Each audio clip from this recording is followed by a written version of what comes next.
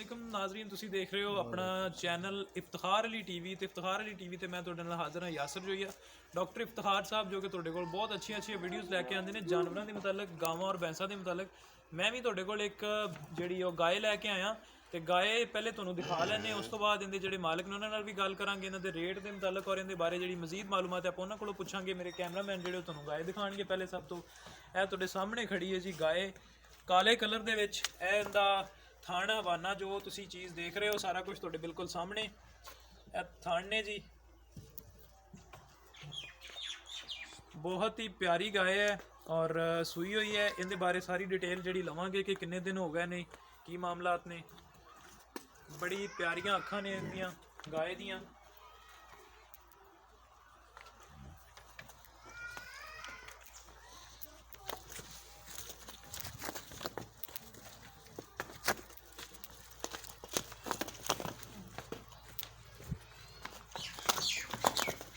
थोड़ा जा डर रही है नवे बंदियां भी करके।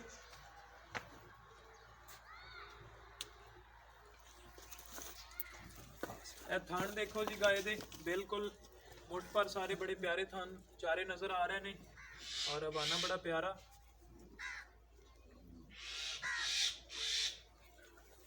मजीद जिहड़ी आपां देखांगे बहुत प्यारा इन्हां दा मत्था, मत्थे दे विच सफेद कलर ते इहदे सिंग जिहड़े ने ओह भी नज़र आ रहे हैं तुहानूं। हुण जिहड़ी मजीद इहदी सारी गलबात है जिहड़ी ओह आपां करांगे इन्हां दे मालक नाल। अस्सलाम वालेकुम भाईजान, इधर जरा। अच्छा, इन्हां दे पहले बच्चा देख लो तुसी। बच्चा है इहदा गाय दा, बहुत प्यारा बच्चा है भी।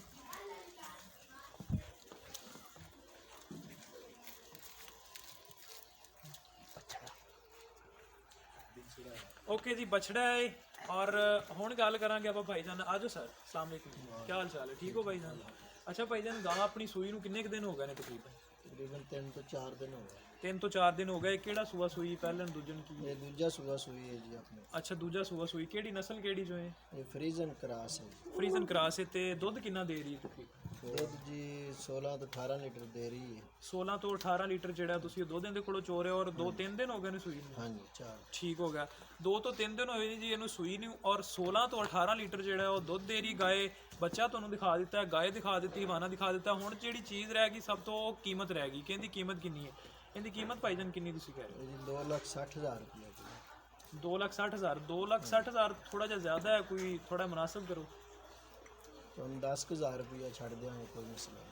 ਅੱਛਾ, ਅਗਰ ਇਸ ਤੋਂ ਕੋਈ ਥੋੜਾ ਬਹੁਤ वो जो तुम मौके पर आए तो फिर थोड़े ने इंशाल्लाह मजीद। ठीक है जी। भाईजान कह रहे हैं कि 2,50,000 रुपया फाइनल रेट कर रहे हैं इनका। और अगर इनके विच भी कोई कंसैशन चाहिए, थोड़ा बहुत इनू कम करवाना है, तो वो मौके पर जो कोई भाई लैना चाहेगा उनके नाल फिर मामला जिहड़े ने तय कर लिते जाएंगे।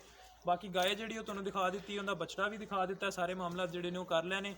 तुसीं सिर्फ मेरे भरावां ने एक काम करना है, इफ्तिखार अली टीवी नूं ज़्यादा तो ज़्यादा सबसक्राइब करना है और इनकी जिहड़ी वीडियोज़ ने उन्होंने लाइक करना है और शेयर भी करना है। तुहाडे कोल असीं गावां भैंसां जो भी जानवर तुहानूं चाहिदा वो मैसेज करके भी तुसीं सानूं दस सकदे हो। हर चीज़ जिहड़ी तुहानूं प्रोवाइड करदे रहांगे और तुहाडे नाल प्रॉपर कोऑपरेट करांगे चैनल ते तुसीं साडे नाल सिर्फ इन्ना क दामन करना है, अपना प्यार जिहड़ा वो लाइक और शेयर की सूरत दे विच सानूं देंदे रहना है। देखते रहो इफ्तिखार अली टीवी। इंशाल्लाह मिलते हैं नैक्सट वीडियो दे विच। अल्लाह हाफिज़। 0346 87 250 ये डॉक्टर साहब का नंबर है और ये नोट कर लो। नाले दे 0318 0658391 इस नंबर ते व्हाट्सएप चलदी और ईमो चलदी 0318 0658391। अगर तुसी इफ्तिखार अली टीवी दे चैनल दे पहलियां वीडियो ते जाओ तो यासर भाई दियां तुहानूं वीडियो मिलन दियां आने वाली वीडियो पाकिस्तान जिंदाबाद।